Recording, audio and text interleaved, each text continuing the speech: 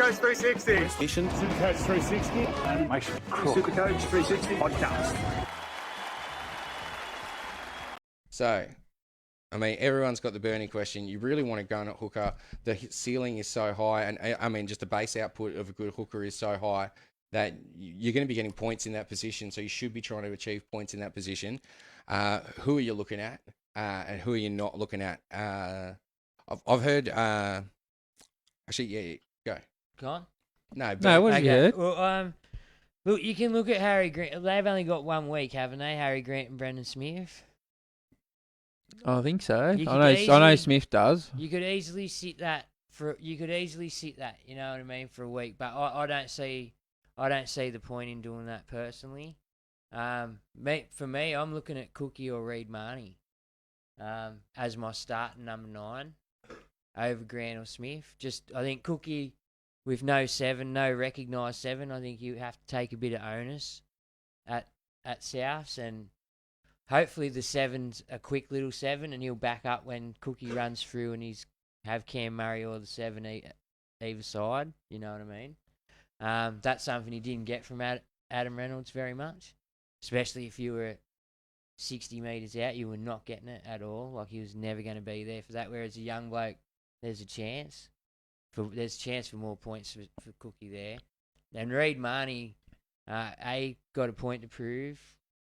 But there's also the chance that BA might look to the future and start blooding someone else and take his minutes away. Reed Marnie, he's only 23 or 24 years old. Yeah, but he's going to Dogs. Yeah, true. You know, so yeah, they might look to the future, and it might not happen week 1 or 2 or something, but it could be on the cards in the future. But I do like the draw for Para, which make me think, well, either Cookie or Marnie's probably the go-to for me to start.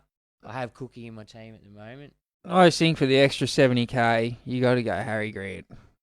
If you're saving 150, 200k, yeah, I'd understand it if he was that much dearer, but I think for the extra 70k, you got to go Harry.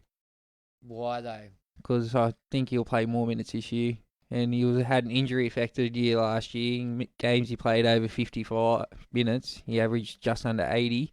So you're willing to go in week 1 with no Harry Grant, like Harry Grant? Yeah, and have Randall. Bench? Yeah. Well, yeah, if Randall gets. If he gets a starting spot. Yeah. Yeah, but yeah, I'm happy to do that.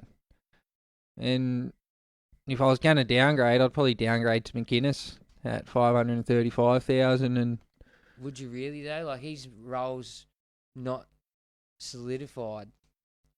He does. You can't even tell me where he's playing. I think he'll play 13. And I think he'll play at least 65, 70 minutes on the field. And not worried about coming back from an ACL? No, not really. No. And considering Cook and Marnie only average 65 to 68, I think McInnes can just about match that for the $40,000, $50,000 you're going to save. I think Cookie had an off year. I think he's probably got maybe 10 points a game more in him this year. How come? Because he hasn't got an Adam Reynolds to give it to. He's got to take a bit more of the leadership role, so he'd probably have to make a few more decisions, you know. I mean, isn't Cam Murray the captain over there? Yeah, he is. And he gets the fast play the balls off Cam Murray. I mean, that's how they sort of build their game. So there is a good chance that he could be getting a bit more of that this year. And if Cookie, to his detriment last year, was like he suffered hard because of the way the other teams were playing inside the 40. By giving away the 6 again, they quickly were able to diffuse people like Cookie, who could get off the back of tied forwards and the fast play the ball and try and break out. Because if Cookie gets beyond the line, he could be gone. He could be the entire field down, especially if it's first tackle.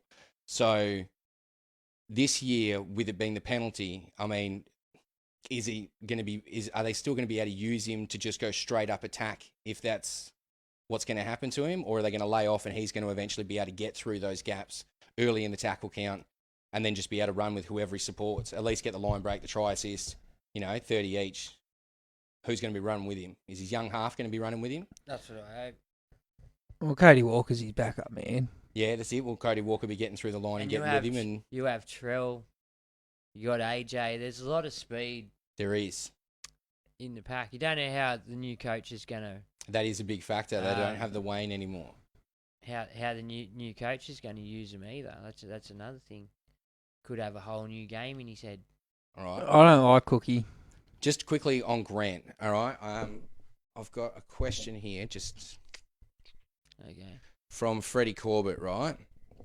What are your thoughts with Munster and Grant both starting on the Pine? You lose the points round 1, but you save the trades. How much the trades worth to you? Are they worth the round 1 points? Yeah, if you're going to keep them all year. Yeah. Yeah, or if you're just going to get him in as soon as possible, you might as well just start with them. Yeah, Take the hit. Yeah, exactly. So, how many rounds are you willing to take on a gun? Like, you're not going to start with Nuggets to save a trade? No. I can't wait. Oh, so you're a contemplating lot of it. money. Yeah, if it's 2 weeks, I'm probably going to start with Nath. Really? But if it's a month, it might be a bit of a different story. Because you're right, it's $1 million, and you've got to find $1 million right there and then, don't you? Yeah. To be able to get him in. Because if he comes in all cylinders blazing, then you're in trouble. Well, he played half of the year last year, or last 6 or 7 games, whatever it was. With that, including the grand final. He played the toughest games of the year with that. I think he'll be right, and he's going to come back better. Yeah? Wow, okay. Fair enough. That's yeah. But How other hookers you got? But okay, what happens if he's scheduled to come back in 2 and he gets infection? Comes back in 4. Well, it's definitely a risk and a gamble, but Might be one you're willing to take. The Nate factor in that position, he's just worth so much more. Otherwise, you're pretty much going to have to sacrifice a gun for hopefully there's cheapie coming through for you to make money off to find the cash to go from a Cherry Evans or a Jerome Hughes to Cleary, or you're going to take 6-7 weeks to slowly build that funds up at the start of the year to eventually get him, and you could be 80, 90, 100 points behind plus by then. The only other option is you literally sit the extra 300 or 400k on your bench. Yeah. And you're right, that's an upgrade. So it's to save a trade, what's that worth to you? Because then that money's not working for you. I mean, you're not losing it though. Yeah, well, but you do have an actual because you're not making second points tier out of gun there, playing for you, and then you bring Nathan on top of that, so you're not losing as many points really, doing it that way. All right.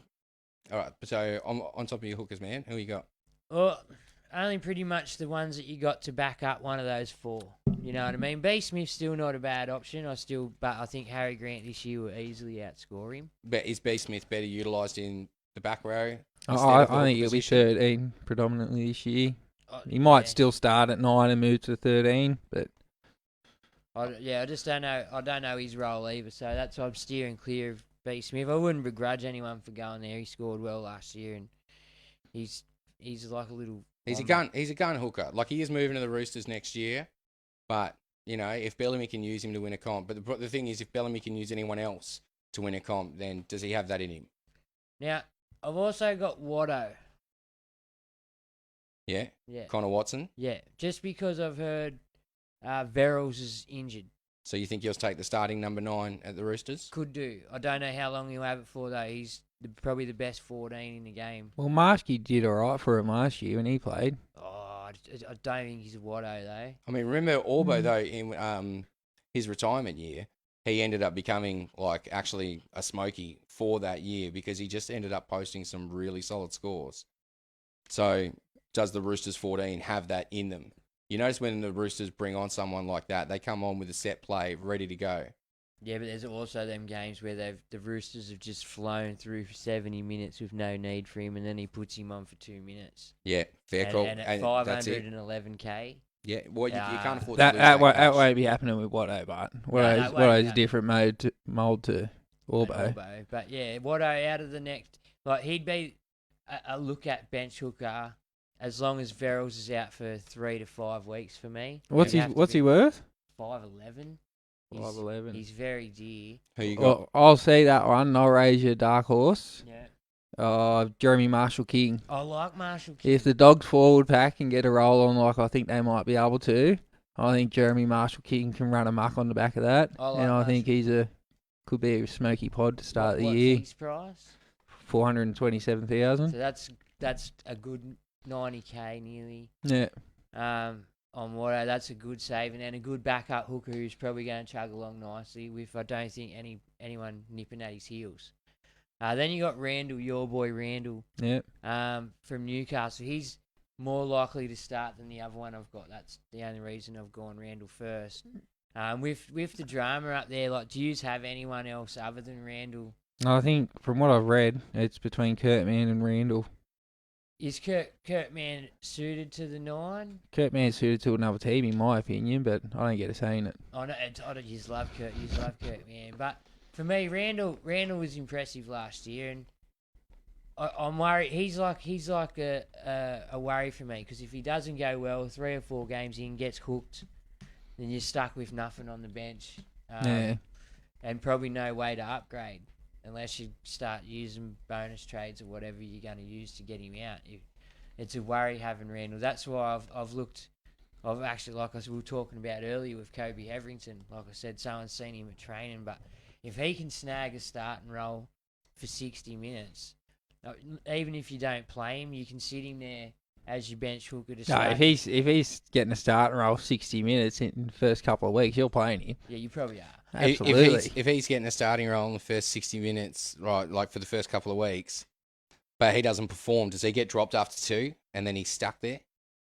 That's a possibility as well. The same as Randall. It's a more expensive gamble. So Newcastle have the backup. Who would your backup be at Brizzy? Like, who would you have to be on the lookout for? Carrigan. Yeah, all right. Carrigan, but I don't know what their stocks are like in the front row. Brisbane. Well, they got Bullymore who's in the middle as well. He's gone somewhere. That's next year, isn't it? Nah, I don't know.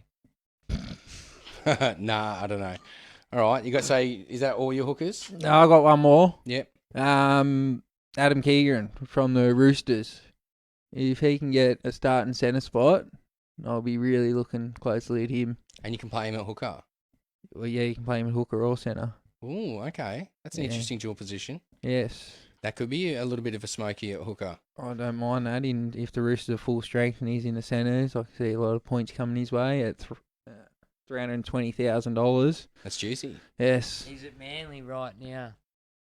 Ethan Bullimore. Okay. So, yeah, there's another one down. There's half a chance Carrigan goes in the front row. Yeah, well, Pengai's gone. Lodge left halfway through last year, but there's a lot of middle depth gone at the Broncos.